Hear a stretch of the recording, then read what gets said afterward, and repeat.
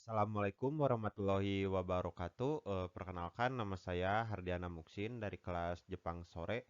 Kali ini saya akan mempresentasikan tentang Jisatsu dan Oshoshiki.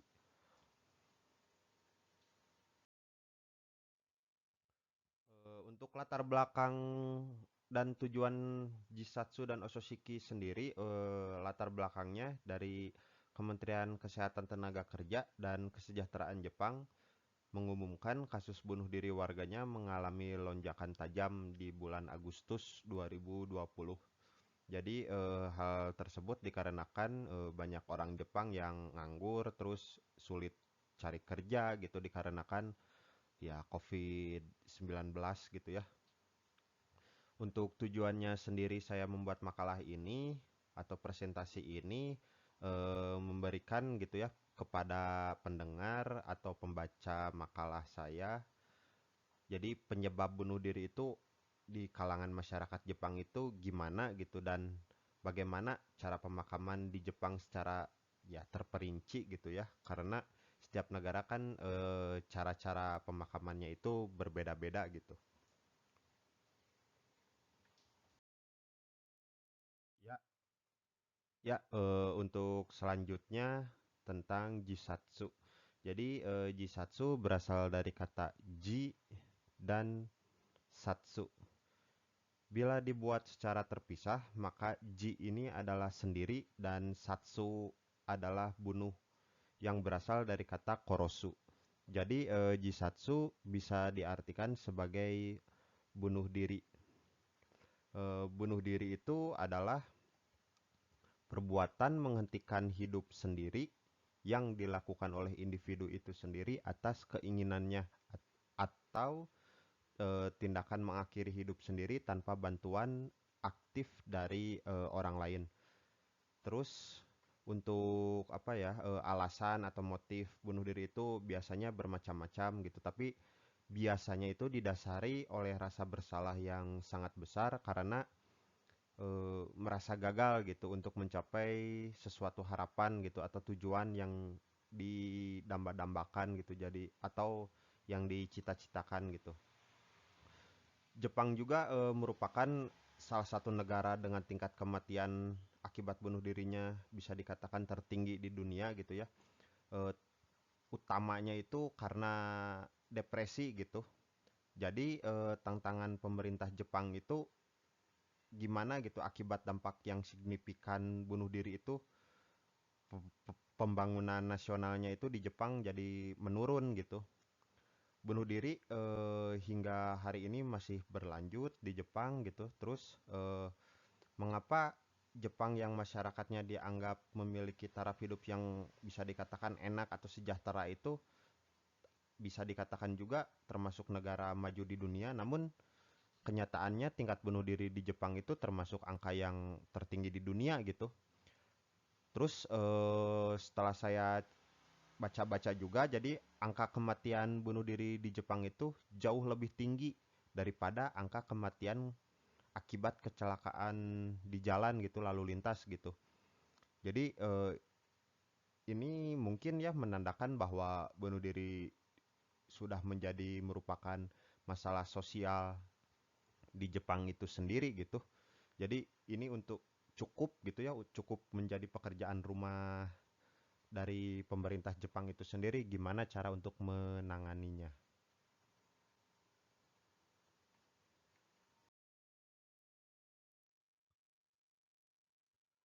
Ya, lalu ada sejarah bunuh diri di Jepang.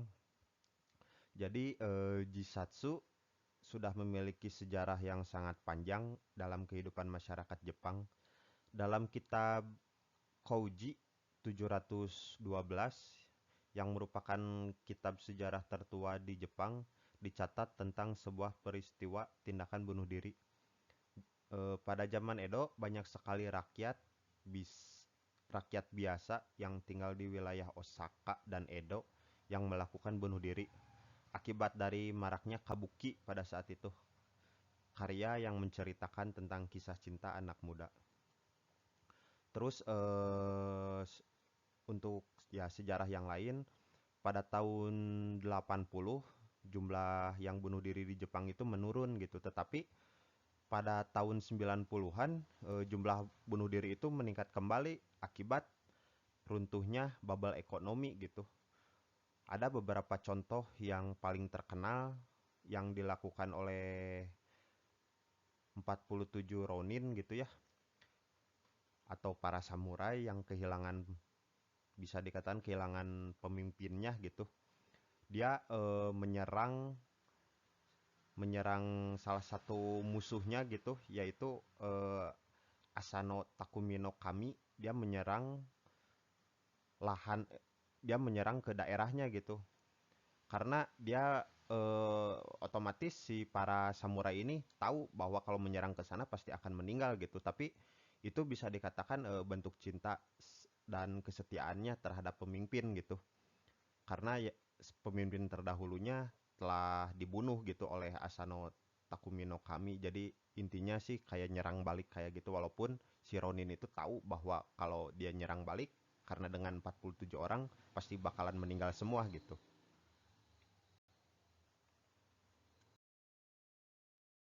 Ya, lalu selanjutnya penyebab bunuh diri itu sangat amat banyak gitu, tapi saya rangkumkan sedikit saja. Yang pertama ada ijime. Ijime itu kalau di dalam bahasa Indonesia sendiri itu artinya bully gitu. Jadi si anak sekolah itu kalau berbeda dengan orang lain, terus apa ya, bisa dikatakan nggak normal sama orang lain, sama seperti orang lain gitu, bisa sampai bunuh diri karena dia dibully terus karena berbeda gitu. Terus si anaknya bisa bisa kalau mentalnya nggak kuat, merasa stres, dia nggak bisa cerita ke siapa-siapa, dan ya akhirnya bunuh diri gitu. Jadi untuk masalah Ijime sendiri ini, jangankan anak sekolah, artis-artis pun ada yang sampai bunuh diri gitu karena bulian seperti ini gitu. Lalu yang kedua ada net ijime. Net ijime ini biasanya bulian lewat media sosial. Terus kalau net ijime ini kebanyakan sih dialaminya sama anak-anak sekolah kayak kampus, SMA gitu. Terus ya artis juga ada, karena kalau ada artis misalkan melakukan hal yang salah, yang dianggap salah gitu oleh netizen, langsung dibully dibully lewat media sosialnya hingga akhirnya dia stres, terus mentalnya nggak kuat, bunuh diri. Terus anak SMA pun sama gitu. Jadi lewat lewat media sosial dia terus mencaci maki gitu ya. Jadi akhirnya bisa sampai bunuh diri juga gitu. Lalu yang ketiga hikikomori. Hikikomori itu banyak juga ya anak sekolah yang melakukan hal ini karena apa ya, mereka merasa gitu ya dirinya dipandang buruk gitu oleh masyarakat luar dan tidak mampu kayak merubah rasa rasa atau sifatnya dia yang nggak mau diatur gitu atau bertemu sama orang lain gitu. Jadi seperti dipaksa gitu. Jadi dia berpikiran bahwa kalau dia melakukan sesuatu pasti dianggap salah gitu oleh masyarakat luar, oleh teman-temannya gitu. Jadi dia bisa dikatakan serba salah mau hidup apapun gitu. Jadi nggak bisa berbaur dengan orang lain. Jadi mungkin karena mentalnya kurang atau stres juga karena hal seperti itu, kebanyakan bunuh diri juga akhirnya gitu. Lalu yang keempat masalah ekonomi. Untuk masalah ekonomi di sini ada dua ya kalau yang apa yang saya tahu. Jadi yang pertama itu masalah dari anak-anak kuliah, yang kedua itu kepala rumah tangga gitu. Kalau kepala rumah tangga ya otomatis dia bisa dikatakan harus apa ya, membiayai anak, istri seperti itu. Jadi seandainya dipecat atau kayak gimana dia sulit cari kerja, bisa sampai bunuh diri juga karena stres gitu ya untuk mencari uangnya seperti apa gitu. Lalu ada anak kuliah juga. Kalau anak kuliah itu di Jepang biasanya kalau sudah masuk ke tempat kuliah itu tidak dibiayai sama orang tuanya. Jadi dia harus cari kerja sendiri, baito sendiri, atau part time gitu ya, atau cari kerja sampingan seperti itu. Jadi seandainya arubaitonya nggak ada, kerja sampingannya nggak ada, itu bisa membuat frustasi karena nggak bisa membayar ke sekolah, lalu bisa sampai bunuh diri juga gitu. Terus untuk kepala rumah tangga biasanya yang saya tahu gitu ya, setelah lihat-lihat di YouTube, jadi pada saat bukan pada saat sih, jadi di Jepang itu kalau misalkan ada satu orang nih yang minjem uang ke bank, minjem uang ke bank dengan minjem uang langsung uangnya udah cair, otomatis per bulannya itu harus ngangsur. Biasanya Jepang itu hampir semua bank di Jepang itu untuk waktu pembayaran nyicilnya itu per tanggal 25 dan per tanggal 25 sampai jam 3 sore. Biasanya itu kalau lebih dari jam 3 sore itu apa ya, orang Jepang itu mempunyai tanggung jawab yang tinggi. Jadi seandainya lebih dari jam 3 sore, seandainya tidak terbayar, seorang Jepang itu bisa sampai bunuh diri loh. Karena di Jepang sendiri kan selain bank ada bisa minjem ke kantor pos juga, lalu ada ke Yakuza juga. Kalau Yakuza kan mungkin dari bunganya terlalu besar gitu, walaupun masalah jamnya itu, masalah waktu itu bisa ada nego gitu. Misalkan saya nggak punya uang besok aja bisa gitu. Tapi kalau untuk ke bank sendiri itu udah ditepatin sampai jam 3 gitu. Jadi batas jam 3 itu batas jam kerja terakhir orang Jepang di tanggal 25. Kalau lebih dari itu udah nggak bisa bayar, pusing gitu. Nanti bakalan ada orang banknya yang datang gimana, otomatis dari tetangganya pasti malu atau kayak gimana. Makanya itu jadi salah satu faktor bisa sampai bunuh diri juga gitu dari minjem ke bank itu. Jadi ya intinya tentang ekonomi juga gitu. Lalu masalah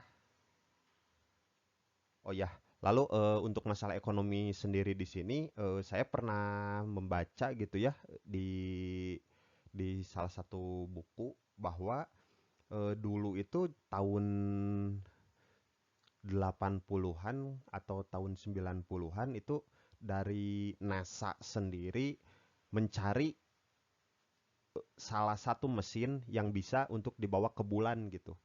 Salah satu ya, jadi NASA mencari ke siapapun gitu ya, ke siapapun untuk untuk membuat salah satu mesin yang bisa buat dibawa ke bulan gitu si mesinnya. Itu NASA pertama carinya itu ke daerah Eropa dulu, ke Prancis, ke mana gitu, sampai ke yang teknologinya yang lebih mutakhir itu ke Jerman. Dia ke orang Jerman pun ternyata banyak yang nggak bisa gitu. Setelah di Eropa nggak bisa, dia baru cari ke Asia. Di Asia sendiri dia yang pertama itu langsung ke Jepang gitu mencari. Ternyata di Jepang sendiri itu di daerah antara Tokyo sama Kawasaki itu sangat amat banyak perusahaan-perusahaan kecil gitu.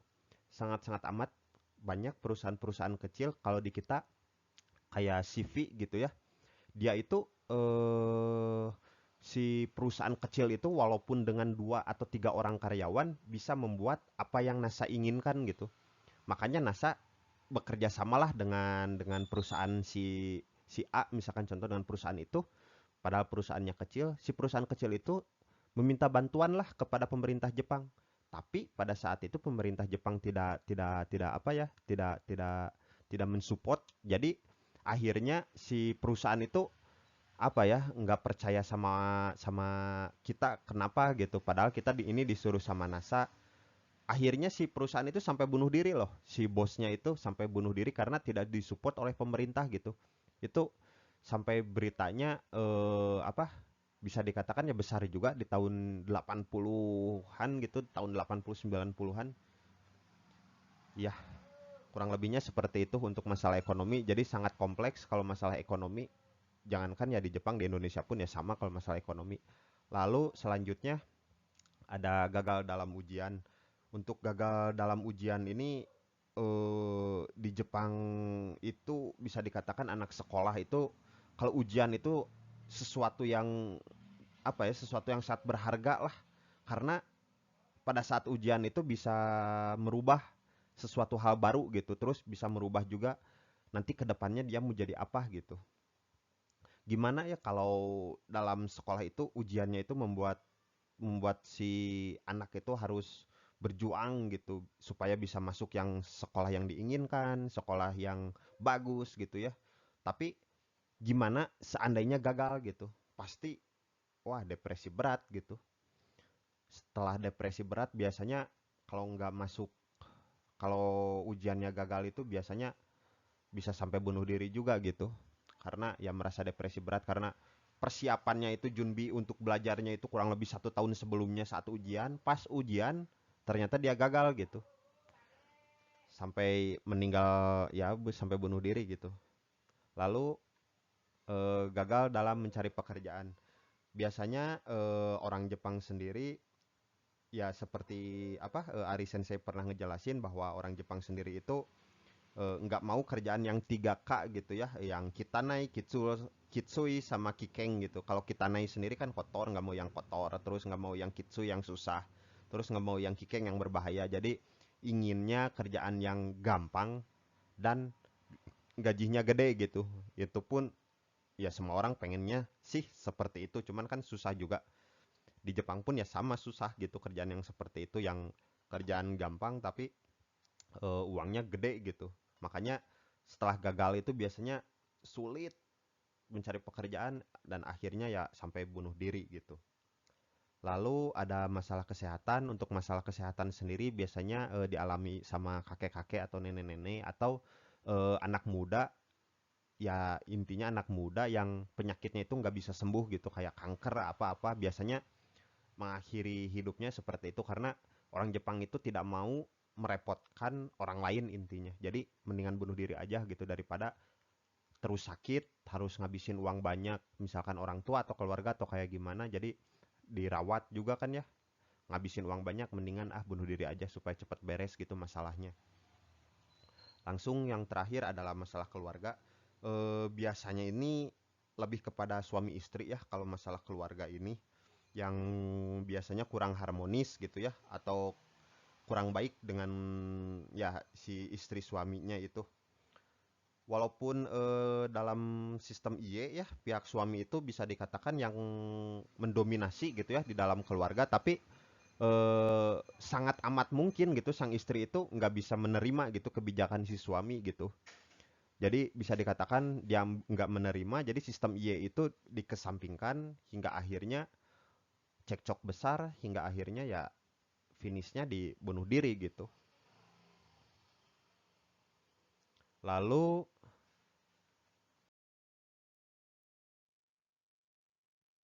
cara-cara orang melakukan bunuh diri. Cara-cara orang melakukan bunuh diri itu yang poin A-nya itu gantung diri. Gantung diri itu bisa dikatakan sangat amat banyak orang Jepang itu yang bunuh dirinya karena gantung diri gitu.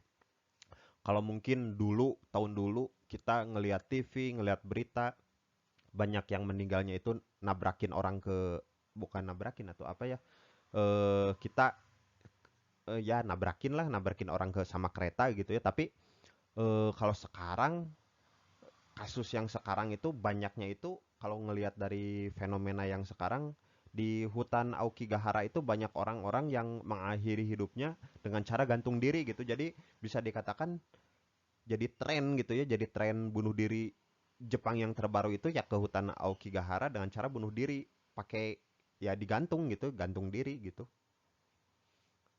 Lalu menggunakan gas beracun. Kalau menggunakan gas beracun biasanya dilakukannya di kamar mandi, kalau nggak di kamar sendiri gitu. Dia dia membeli gas kayak gitu yang ya yang lumayan beracun langsung dihirup sama sendiri. Lalu yang poin C-nya melompat dari gedung atau tempat yang tinggi. Ini juga bisa dikatakan selain gantung diri, ini juga jadi tren yang banyak gitu. Cara melakukan bunuh diri orang Jepang itu melompat dari gedung salah satu yang terbanyak juga gitu. Jadi setelah saya membaca berita gitu ya, jadi pada Jumat 23 Oktober tahun 2020, jadi ada seorang laki-laki umur 17 tahun dia lompat dari gedung yang bisa dikatakan ya gedungnya cukup terkenal di daerah Osaka gitu. Jadi yang namanya gedung itu gedung Have Five yang terkenalnya sama kincir anginnya. Jadi dia intinya sih menurut polisi gitu dia entah kaget, entah gimana, entah emang awalnya bunuh diri gitu. Jadi dia naik-naik gedung itu sampai gedung paling atas. Padahal itu tuh nggak bisa sebenarnya gitu karena kan pakai lift itu nggak bisa sampai atas, cuman dia sampai atas langsung pas ngebuka pintunya kedengeran lah sama security. Jadi ada alarm seperti itu. Pada saat itu security naik ke atas, dia pun panik, loncatlah ke bawah gitu. Pada saat itu di atas itu masih ada buku-bukunya, masih ada ini-ininya. Karena dia baru pulang sekolah gitu, pas dicek lagi ya ternyata yang tadi gitu. Karena bulian di sekolah gitu. Jadi bully itu sangat-sangat amat berpengaruh gitu sampai mentalnya seperti itu. Mungkin ya karena bukan dari kaget pun dia emang ingin melakukan bunuh diri seperti itu gitu. Lalu ada overdosis. Kalau overdosis biasanya obat terlarang, terus obat tidur yang berlebihan, intinya obat-obat yang berlebihan lah, sama sama apa ya, psikotropika yang terlalu banyak juga bisa sampai overdosis gitu. Lalu menenggelamkan diri ke air, biasanya untuk menenggelamkan diri ke air kalau di Jepang sendiri itu biasanya di danau-danau gitu, dia sendiri pakai apa ya, kayak sampan yang buat satu orang itu sendiri ke tengah, lalu dia tenggelam dan nggak naik lagi gitu. Langsung yang poin F, membiarkan diri pada suhu rendah. Ini untuk membiarkan diri pada suhu rendah itu biasanya setelah saya baca-baca itu kejadiannya itu kebanyakan di Hokkaido gitu. Jadi Hokkaido itu bisa dikatakan suhunya selalu terendah lah, intinya di Jepang itu selalu terendah. Jadi banyak juga yang bunuh diri itu pada saat kedinginan, mungkin ya hipotermia kayak gitu, dia buka baju kagok dingin, jadi akhirnya bisa sampai meninggal juga gitu. Karena ya banyak yang bunuh diri seperti itu. Terus selain orang Hokkaido pun ada orang Tokyo, orang mana-mana yang apa, yang ingin bunuh dirinya seperti ini gitu ya. Suhu terendah ya berangkat ke Hokkaido gitu. Banyak juga kasusnya yang seperti itu. Lalu ada menabrakkan diri pada kereta api atau mobil. Kalau ini udah jelas ya, banyak juga. Terus untuk menabrakkan diri kereta api sendiri, pemerintah Jepang itu sudah apa ya, sudah bisa dikatakan sudah jaga-jaga gitu ya. Gimana caranya supaya masyarakatnya nggak ketabrak kereta atau nggak bunuh diri dengan kereta. Jadi setiap palang pintu kereta api itu, kalau kita kan palang pintu kereta api, kalau ke kiri itu kan ada rel kereta ya.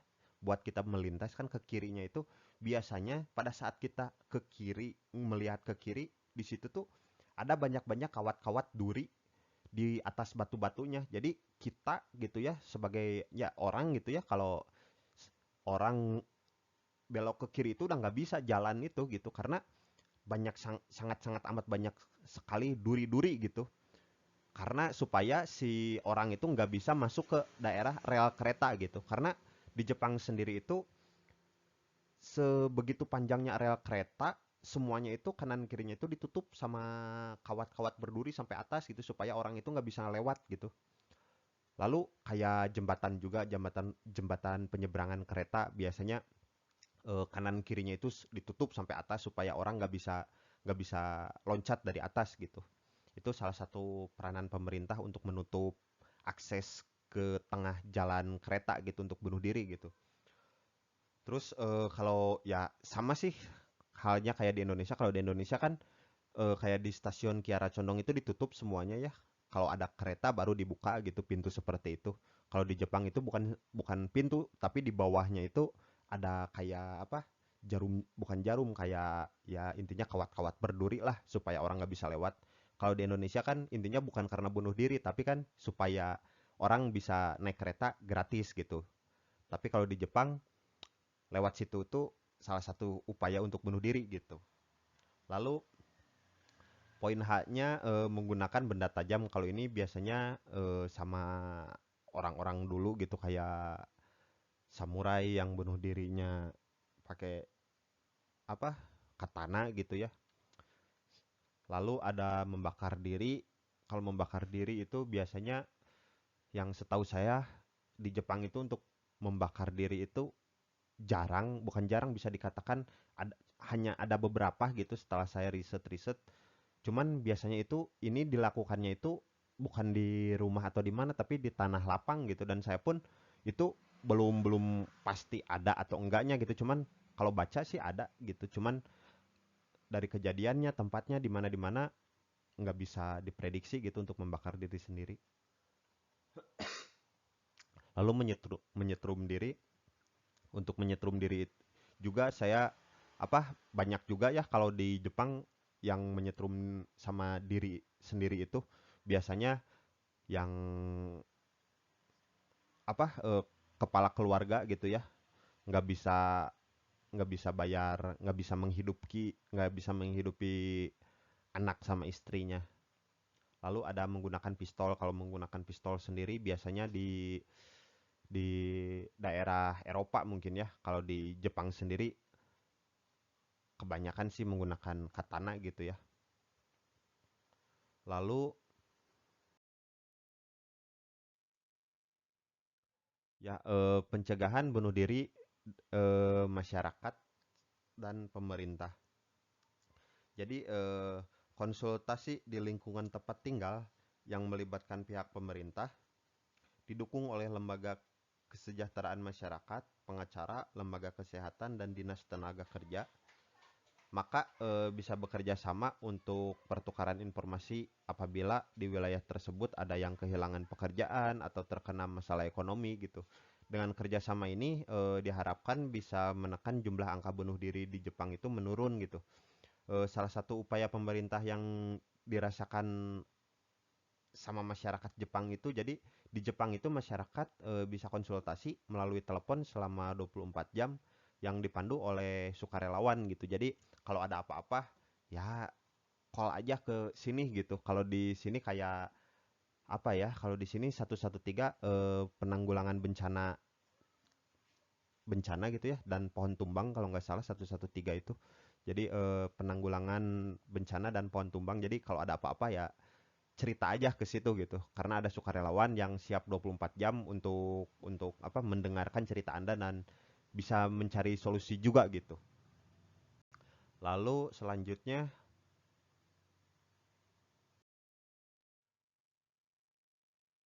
ya ini adalah salah satu pamflet larangan bunuh diri dari pemerintah juga. Ini yang adanya di salah satu hutan yang ada di Jepang. Kalau saya baca ya coba saya baca aja ya.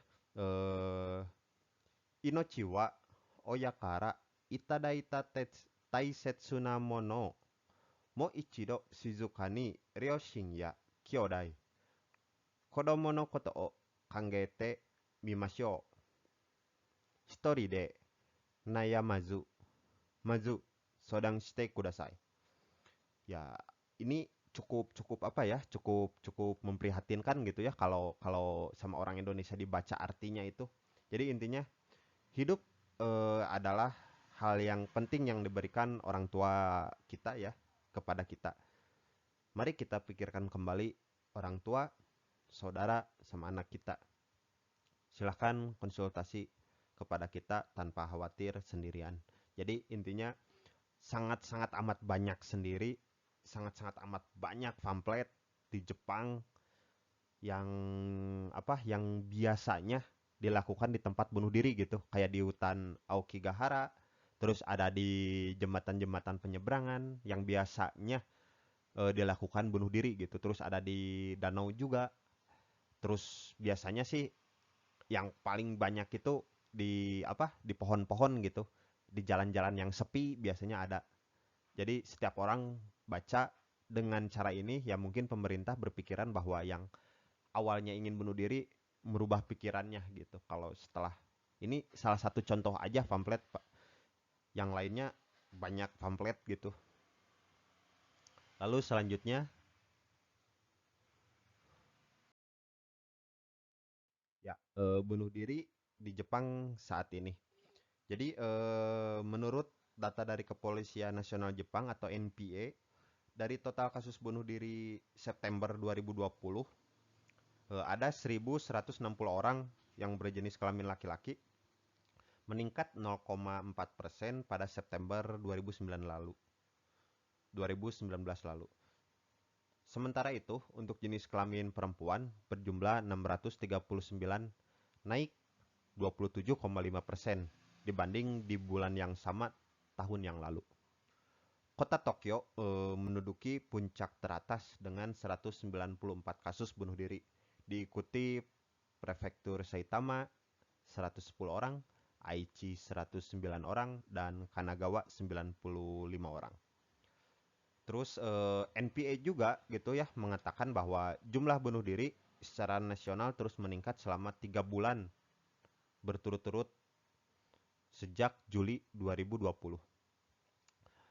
Pejabat Kementerian Kesehatan Jepang juga mengatakan lonjakan bunuh diri ini diduga karena depresi sama kecemasan gitu ya yang disebabkan COVID-19 gitu. Pandemi COVID-19 ini membuat banyak orang Jepang kehilangan kerjaan gitu. Terus menderita kelelahan juga karena terus harus diam di rumah, PSBB gitu ya. Terus tatap muka sama temen, saudara juga susah gitu, keluarga. Intinya seperti itu. Terus Jepang juga merupakan salah satu dari sedikit negara ya yang ekonominya besar gitu, merilis data bunuh dirinya tepat waktu gitu. Karena hal ini bisa dikatakan menjadi masalah sosial yang terus-menerus gitu di negara Jepang ini gitu. Jadi tingkat kasus bunuh diri di Jepang itu lebih banyak, tingkat bunuh diri di Jepang itu lebih banyak dibanding COVID selama bulan Agustus sama September 2021 2020. Selama tahun 2020 itu ini Jepang ada 13.000 orang yang bunuh diri. Sementara untuk COVID sendiri itu hanya 2.000 orang, kurang dari 2.000 orang. Jadi yang bunuh diri 13.000, yang COVID itu kurang dari 2.000 orang. Ini jelas sekali bisa dikatakan kasus COVID ini kalau di Jepang takut sih takut gitu ya. Tapi untuk kasus bunuh diri sendiri ini lebih besar dan menjadi tantangan serius gitu sama pemerintah gitu. Karena selama selama apa COVID pun banyak sekali gitu ya orang yang bunuh diri akibat COVID, dan COVID pun nggak terlalu banyak gitu yang meninggalnya dibandingkan dengan yang bunuh diri gitu. Lalu beberapa artis yang bunuh diri di tahun 2000, ya beberapa artis yang beberapa artis yang bunuh diri tahun 2020. Di sini saya hanya sedikit saja, hanya beberapa artis yang menurut saya terkenal gitu ya dan kalian tahu mungkin.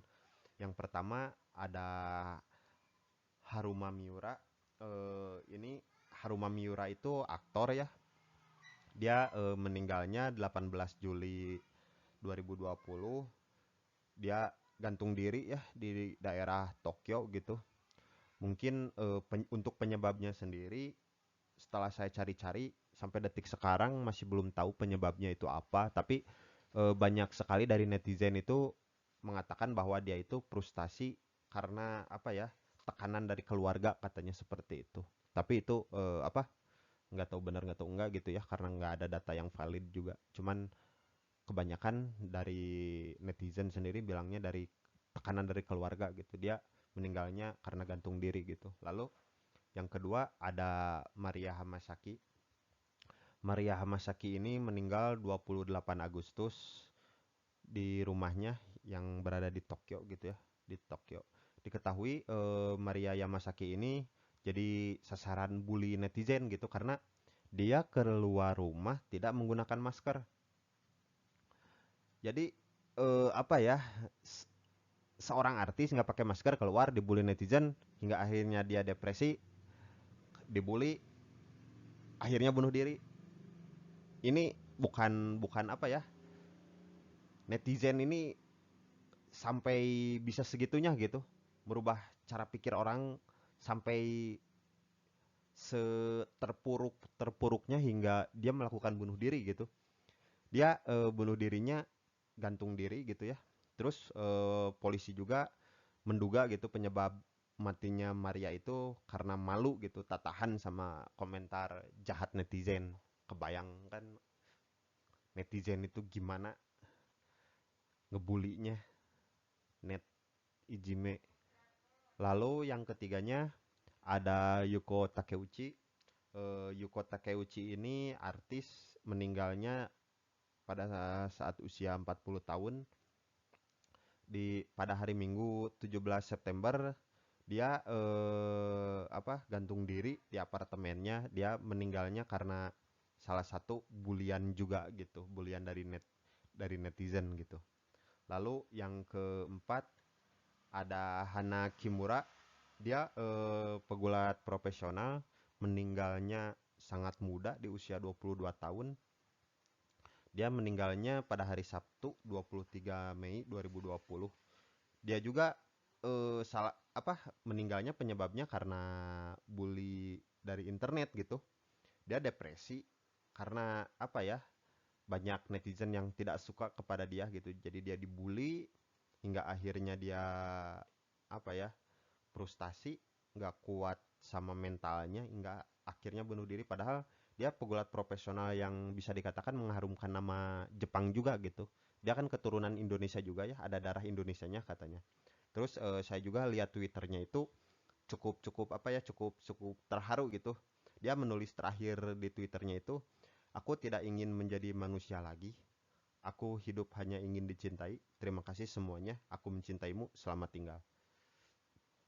Sampai segitunya karena netizen. Lalu yang kelima ada Sei Ashina.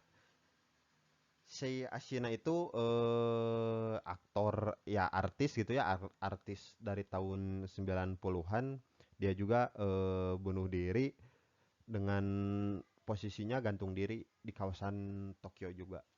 Ini sebab sama akibatnya nggak ada gitu ya di internet, tapi banyak yang menduga bahwa dia pertengkaran sama suaminya gitu sampai bunuh diri seperti itu.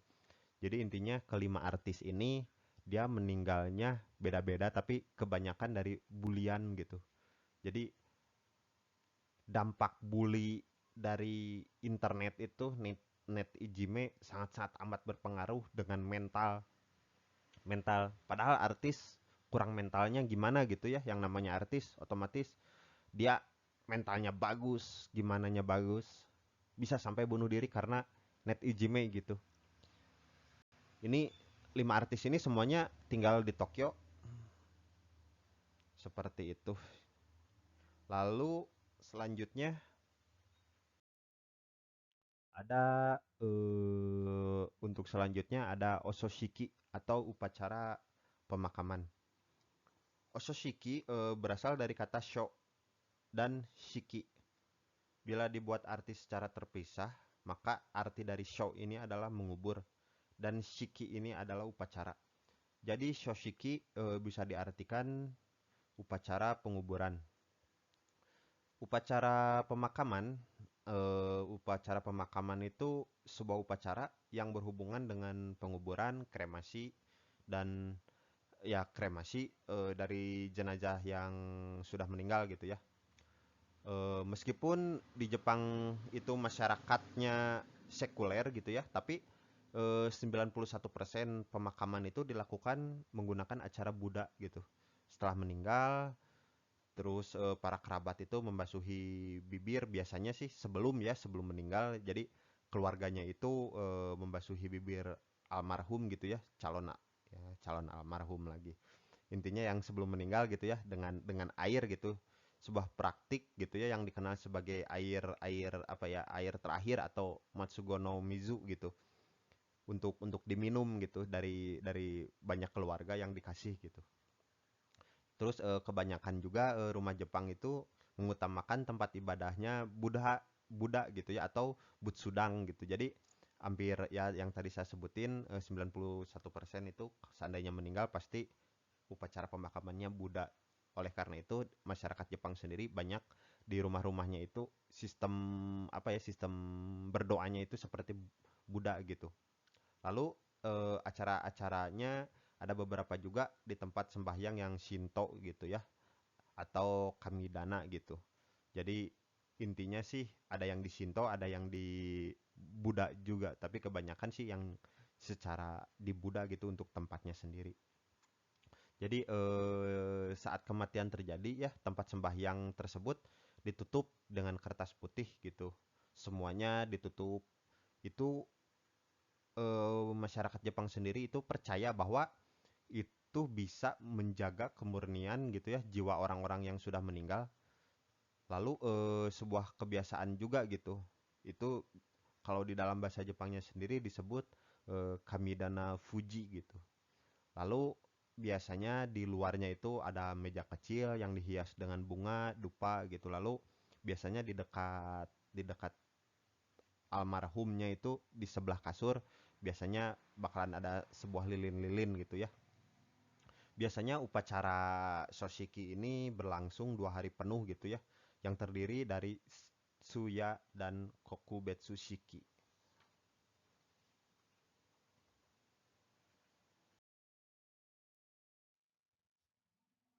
Ya, lalu ada Suya dan Kokubetsu Shiki.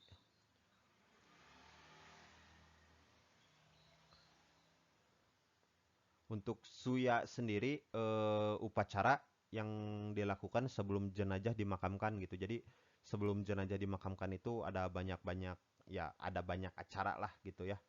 Jadi pada acara Suya ini kerabat harus datang untuk melayat gitu ya karena hari terakhir melihat jenazah tersebut gitu. Terus si jenazahnya pun harus menghadap ke utara. Pada saat upacara pun si jenazah didandani layaknya manusia yang masih hidup gitu. Jadi bagi jenazah pria itu menggunakan jas hitam, terus untuk wanita sendiri pakai kimono gitu ya.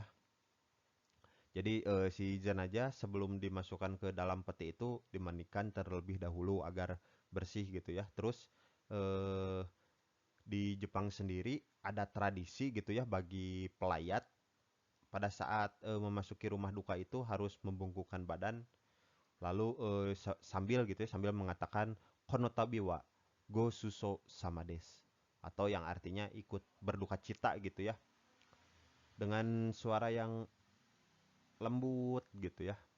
Lalu pelayat itu pergi menuju ke tempat jenazah yang diletakkan di tengah-tengah biasanya gitu ya. Lalu melanjutkan doa gitu ya untuk si jenazah itu. Lalu setelah si pelayat itu udah beres berdoa, biasanya membungkuk lagi kepada keluarga yang ditinggalkan gitu. Baru pulang biasanya seperti itu. Lalu Kokubetsu Shiki, kalau Kokubetsu Shiki ini merupakan hari terakhir upacara. Biasanya untuk Kokubetsu Shiki ini si pelayat akan diberikan kain hitam dan putih yang akan diikatkan di lengan biasanya gitu. Lalu si jenazah akan dibawa ke tempat kremasi menggunakan Reikyusha, mobil jenazah atau Kyukyusha gitu ya, mobil jenazah. Dari abu kremasi jenazah ini, jadi abunya itu disebut kotsubung, kosutsubung. Jadi si abunya itu disebut kosutsubung. Lalu hal-hal yang harus diperhatikan dalam Moshoshoki, yang pertama mengenakan pakaian yang pantas gitu. Maksudnya di sini kalau di Jepang sendiri sudah ada apa? Sudah ada kewajibannya gitu kalau kalau kita melayat itu hendaknya kita datang memakai pakaian yang hitam polos gitu untuk laki-laki menggunakan setelan jas dengan kemeja berwarna putih disertai dasi yang panjang hitam gitu. Untuk wanita sendiri bisa gaun hitam polos atau kimono gitu. Seru. Jadi terus untuk cewek biasanya kan suka pakai aksesoris ya. Cowok pun sama. Itu tidak tidak diperkenankan dan tidak diharuskan gitu menggunakan aksesoris yang berlebihan gitu. Jadi harus menggunakan aksesoris yang sederhana kayak cincin kawin kayak gitu ya boleh gitu. Tapi untuk yang lainnya itu bisa dikatakan nggak boleh gitu. Karena kita tujuannya untuk melayat bukan untuk pamer gitu ya. Lalu untuk sepatu, tas, payung juga ya semuanya jangan berbau mewah dan diwajibkan gitu ya harus berwarna hitam gitu. Lalu untuk anak sekolah sendiri biasanya eh, menggunakan baju seragam gitu untuk anak sekolah sendiri. Ya seperti lihat ya di foto ini semuanya yang cowoknya itu menggunakan jas, kemeja putih dan ada apa nekutainya gitu ya, dasi yang hitam. Untuk yang ceweknya ada apa bisa dikatakan dress gitu, dress hitam gitu. Kalau nggak dress hitam biasanya pakai kimono juga gitu. Lalu yang kedua adalah memberikan uang duka cita. Ini biasanya sebelum kita mengunjungi dari pihak keluarga yang Ososhiki gitu ya, kita biasanya harus memberikan uang bela sungkawa yang juga merupakan bisa dikatakan jadi adat istiadat gitu ya Jepang kepada pihak keluarga yang ditinggalkan atau yang disebut dengan kondeng yang ditempatkan pada amplop amplop putih gitu ya. Jadi si uangnya itu dimasukkan ke amplop putih khusus dengan pita hitam dan perak atau putih di luar amplop yang disebut konden bukuro seperti ini. Jadi si uangnya itu dimasukkan ke amplop itu. Terus jumlah yang diberikannya itu biasanya itu beda-beda setiap orang itu ya tergantung gitu ya. Biasanya eh, dari 3.000 yen sampai 30.000 yen gitu. Terus di Jepang sendiri saya membaca banyak artikel bahwa jangan katanya jangan pernah memberikan uang yang ada angka empatnya gitu karena takutnya itu membawa malapetaka gitu bagi keluarga sama bagi si apa ya si jenazahnya gitu. Jadi jangan ada nominalnya itu ada empatnya gitu, ada nominal 4 gitu. Terus untuk uangnya pun itu biasanya tergantung gitu ya kalau kitanya udah deket gitu ya biasanya besar juga gitu tapi biasanya itu dari antara 3.000 sampai 30.000 yen gitu karena untuk acara Ososhiki ini memerlukan uang yang cukup cukup banyak gitu ya. Terus ada jadi si keluarga itu setelah pulang itu bakalan dikasih kondeng gaisi. Kondeng gaisi itu adalah apa ya bentuk terima kasih. Jadi si keluarga yang ditinggalkannya pun memberikan uang balik gitu kepada si pelayatnya yang disebut kondeng gaisi gitu.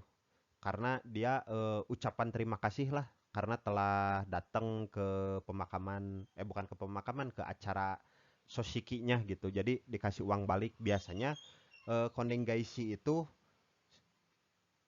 nominal uangnya setengah dari kondeng gitu. Misalkan yang tadi awalnya dia ngasih 30.000 kepada kita, kita ngasih uangnya itu 15.000 gitu. Tapi bisa 15.000, bisa 15.000 ke bawah gitu. Itu untuk ucapan terima kasihnya telah datang gitu.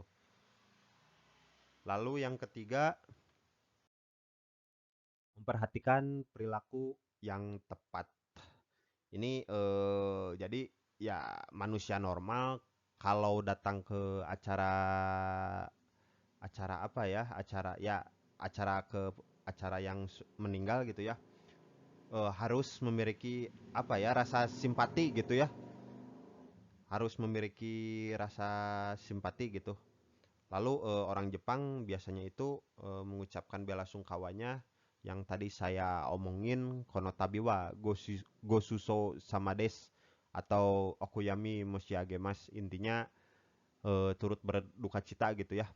Ketika itu biasanya biksu Buddha itu melantunkan doa ketika kita mengucapkan itu gitu ya. Biasanya biksu Buddha itu melantunkan doa gitu. Lalu eh, kita itu harus mendengar gitu ya, harus tenang, harus diam ketika biksu Buddha itu melantunkan doa seperti itu gitu. Lalu biasanya setelah kita acara itu beres gitu ya, biasanya eh, si keluarga itu suka gitu ya, suka mengajak makan atau minum kepada kita gitu dan kita pun tidak boleh menolak gitu. sama saja dengan kalau kita menolak itu bisa dikatakan ya tidak sopan gitu kepada pihak keluarga. Jadi jangan anggap ini sebagai pesta gitu ya atau perayaan gitu. Karena ini konteksnya itu apa ya untuk merenung gitu ya, untuk sebagai bentuk penyuguhan gitu dari pihak keluarga kepada kita gitu ya. Jadi terus setelah beres pun biasanya kalau kita minum-minum biasanya kan kata-katanya itu kanpai gitu ya. Tapi kalau acara yang meninggal gini biasanya disebutnya kenpai. Jadi kenpai gitu ya, bukan kanpai gitu. Karena bukan acara senang-senang gitu ya. Kurang lebihnya gambarnya seperti ini. Lalu selanjutnya ada tahapan-tahapan Suya dan Kokubetsushiki. Untuk Suya sendiri kan tadi di awal ya intinya di awal acara gitu ya. Apa saja sih yang harus dipersiapkan di Suya gitu ya? Yang pertama itu mempersiapkan penerimaan. Jadi biasanya ini acara Suya ini dari pihak keluarga itu datang 2 jam sebelum Suya dimulai gitu ya. Kemudian mereka itu disusun gitu ya. Siapa saja sih yang sudah memberikan kondeng kepada kita gitu ya. Terus lalu kita pun harus ngecek nama, apalagi kan nama ya, nama sama alamat pengunjung itu harus benar. Karena kan kalau orang Jepang biasanya namanya sama tapi kanjinya beda, itu harus diteliti gitu ya. Yang pertama, lalu yang keduanya ada memulai penerimaan. Biasanya untuk acara Suya itu biasanya memulainya itu 30 menit gitu setelah persiapan. Jadi mereka langsung menerima tamu gitu ya. Langsung biasanya tamu itu berdatangan langsung sudah ada meja yang sudah ada nomornya juga gitu. Lalu ada mulai acara. Untuk mulai acara ini biasanya dilakukan sama biksu gitu ya. Biksunya datang ke tempat pihak keluarga. Mereka langsung bisa dikatakan memulai suyanya gitu ya. Karena ada bagian gitu ya pengaturan yang mengatur rangkaian acaranya itu, jadi harus memastikan gitu bahwa rangkaian rangkaian acaranya itu benar gitu oleh si biksunya gitu ya. Lalu yang keempat ada pelantunan doa dan pembakaran dupa. Ketika biksu melantunkan doa gitu ya, biasanya pihak pengurusan jenazah gitu ya dan keluarga itu melakukan pembakaran dupa secara bergiliran gitu ya di atas, ya bukan di atas, dikelilingi gitu ya, dikelilingi biasanya dikelilingi yang meninggalnya di tengah gitu. Jadi kita mengelilingi yang meninggal gitu, dikasih apa dupa itu dikelilingi gitu ya. Lalu yang terakhir ada penutupan upacara. Ketika penutupan upacara biasanya ketika biasanya sih biksunya keluar ke tempat upacara gitu, bahwa sesudah beres berdoa, sesudah beres pembakaran dupa, biasanya biksu keluar dari tempat upacara, itu artinya bahwa si acara suya itu selesai gitu. Biasanya acara suya sendiri itu memakan waktu kurang lebihnya 1 jam. Oke. Lalu ada Kokubetsu Shiki. Kokubetsu Shiki itu yang pertama tahapan-tahapannya adalah persiapan. Jadi biasanya Kokubetsu Shiki itu dilaksanakan pada hari kedua ya. Jadi pada hari kedua dia si masyarakat si yang keluarga yang ditinggalkannya itu menerima tamu lagi gitu ya. Langsung memastikan lagi dari awal sampai akhir gitu ya. Ada nama, takut ada yang salah gitu ya, nama, alamat kayak gitu-gitu. Jadi dicek lagi gitu ya. Langsung selanjutnya ada pembukaan penerimaan. Pembukaan penerimaan biasanya itu men- cara ya penerima tamu gitu ya, mendata tamu, menentukan tempat duduk gitu ya. Biasanya itu dilakukan sekitar 15 sampai 20 menit sebelum upacara dimulai gitu ya. Lalu ada mulai upacara. Mulai upacaranya itu ketika biksu telah masuk ke dalam tempat upacara. Jadi artinya itu acara udah mulai, udah bisa dimulai gitu. Lalu inti acaranya biasanya biksu melantunkan doa-doa gitu ya. ketika waktu yang awal tadi yang Suya gitu, sama gitu ya, sama kayak Suya yang awal inti acaranya jadi membakar dupa gitu ya. Terus ada apa ya, doa-doa gitu ya sama keluarga gitu, ngelilingin pakai dupa juga gitu. Lalu yang selanjutnya ada ya pembakaran dupa. Kalau ini biasanya pembakaran dupanya semua gitu. Jadi sama yang hadir pun ikut pembakaran dupa setelah inti acara tadi hanya untuk biksu dan untuk keluarga. Kalau poin nomor 5 ini pembakaran dupa untuk yang hadir semua gitu ya. Lalu ada penutupan acara dan proses pertemuan terakhir. Jadi ketika semuanya udah beres gitu ya membakar dupa gitu ya, entah keluarga entah yang datang.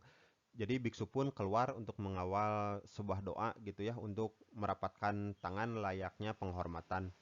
Lalu upacara penutupnya itu bersiap-siap mengeluarkan mayat dari peti matinya. Mereka pun biasanya menunggu untuk apa ya? Menunggu pegawai dari kremasi, kan ini semuanya di kremasi ya. Jadi menunggu pegawai dari kremasi untuk mengeluarkan dari petinya gitu. Setelah ya keluarga mengadakan pertemuan terakhir, mereka menghias mayatnya dan menaburkan bunga di sekelilingnya gitu ya. Setelah udah beres pertemuan terakhir itu, petinya baru ditutup pakai paku gitu ya. Semua keluarga ya ikut ikut apa ya? Ikut memaku juga gitu ya sebagai penghormatan terakhir gitu. Lalu ada pembakaran mayat. Biasanya pembakaran mayat ini diadakan ya sesudah beres semuanya, dibawa ke peti mati, dimasukkan ke dalam mobil, langsung ke tempat pembakaran mayat atau ke tempat kremasi gitu ya. Eh,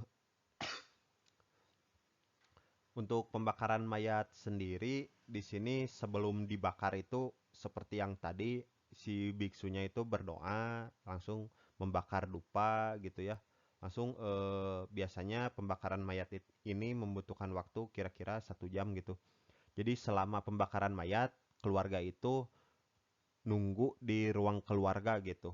Dan si keluarga pun harus memikirkan acara selanjutnya gitu. Acara untuk nanti setelah beres semua kan harus ada acara makan-makan lagi gitu. Jadi mengobrolkan atau nanti dikuburnya kapan atau kayak gimana ini harus diobrolkan lagi gitu sama keluarga yang lain. Biasanya sambil nunggu itu kira-kira kurang lebih 1 jam keluarga itu berdiskusi untuk acara selanjutnya gitu. Lalu yang kedelapan ada pengambilan tulang. Jadi setelah beres dibakar kurang lebih 1 jam, itu ada pengambilan tulang. Biasanya pengambilan tulang itu dilakukan oleh petugas dari kremasinya gitu ya. Ngambilin tulang-tulang yang masih ada tulangnya gitu, yang enggak sampai bubuk gitu ya. Si tulangnya itu pakai sumpit dimasukkan ke dalam pot. Lalu biasanya nanti setelah beres dipisahin dengan dupa, udah beres baru dikasihin ke keluarga gitu. Lalu ada pengambilan tulang biasanya pengembalian tulang biasanya ini untuk pengembalian yang tadi saya omongin sesudah beres diambilin tulang-tulangnya oleh sama sama apa petugas kremasi biasanya pengembalian tulangnya itu kepada pihak keluarganya. Biasanya setelah pengembalian tulang ini si keluarganya itu apa ya biasanya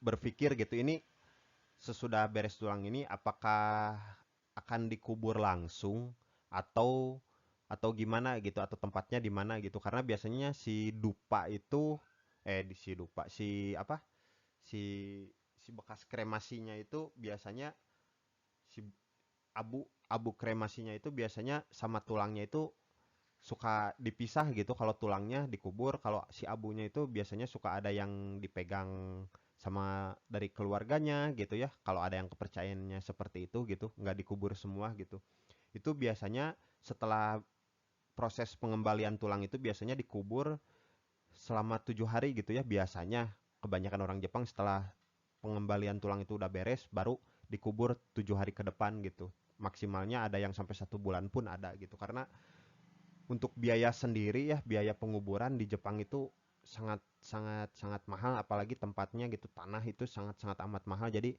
orang Jepang harus harus berpikir matang untuk kapan bisa dikuburnya. Lalu untuk nomor 10-nya ada Sojing Otoshi.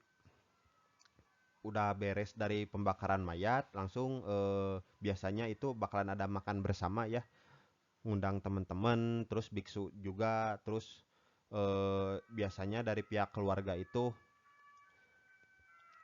dari pihak keluarga itu biasanya suka suka apa ya, suka memberikan apa ya, bisa bisa berbicara gitu ya, bisa mengatakan bahwa terima kasih banyak sudah direpotkan gitu ya oleh keluarga saya gitu. Terus biasanya Sojing Otoshi ini hanya makan-makan saja gitu ya. Seandainya Sojing Otoshi ini berakhir, maka dengan ini apa ya, upacara untuk penguburan pada hari nanti yang ditetapkan gitu ya untuk penguburannya, kapan-kapannya berarti telah selesai gitu. Lalu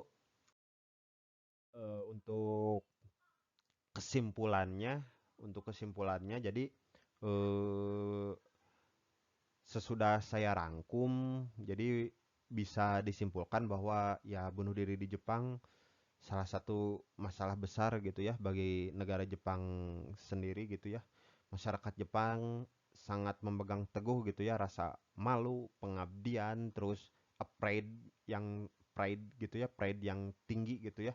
Jadi masyarakat Jepang itu jika terjadi sesuatu, salah satu jalan keluarnya itu untuk mengakhiri masalah ya dengan cara bunuh diri gitu, itu yang salah dan harus harus apa ya, harus harus masyarakat Jepang, bukan masyarakat sih, jadi harus si pemerintah Jepang sendiri memberikan banyak banyak banyak lagi edukasi gitu ya, bahwa itu bukan apa, bunuh diri bukan jalan satu-satunya gitu ya. Terus upacara pemakaman di Jepang itu cukup sangat membutuhkan biaya yang mahal gitu ya, dikarenakan ya tanah di Jepang itu sangat-sangat amat mahal gitu, dengan adanya proses kayak suya, kokubetsu shiki gitu ya yang dia harus dilakukan, sehingga biayanya ya semakin membengkak gitu ya, tapi proses tersebut sudah terjadi turun menurun gitu, sehingga ya menjadi sesuatu yang normal dan sudah menjadi budaya juga gitu yang harus dilakukan gitu. Tapi seandainya tidak punya uang pun, pemerintah itu jika salah satu warganya tidak mempunyai biaya, dibantu gitu untuk proses pemakamannya gitu, hingga hingga beres gitu, hingga terakhir gitu. Ya, mungkin kurang lebih untuk presentasinya kurang lebih ya seperti itu, tentang bunuh diri sama tentang pemakaman di Jepang. Saya ada satu apa ya, quotes mungkin ya. Eh, Upacara pemakaman adalah sebuah ajang pertemuan dan perpisahan. Ketika semua saudara berkumpul dan mengenang seseorang yang meninggalkan kita. Sani 2006. Domo arigatou gozaimashita. Warimashita. Terima kasih sudah mendengarkan presentasi saya. Semoga ada salah satu gitu ya yang jadi pembelajaran bagi kita, salah satu poin gitu ya. Semoga ya apa ya, kedepannya kita pun harus harus berpikiran selalu positif gitu ya untuk masyarakat Indonesia sendiri, walaupun bukan jadi budaya gitu bunuh diri, tapi untuk selalu berpikir positif gitu, bahwa yang namanya bunuh diri itu bukan jalan satu-satunya gitu ya. Intinya masih masih ada jalan banyak gitu, karena Allah sendiri memberikan kita cobaan itu pasti dengan jalan keluarnya. Jadi jangan khawatir untuk teman-teman gitu. Lalu untuk daftar pustaka yang saya pakai, daftar pustakanya ini paling cuman ini aja yang bisa saya sampaikan. Terima kasih sudah mendengarkan ini saya. Assalamualaikum warahmatullahi wabarakatuh.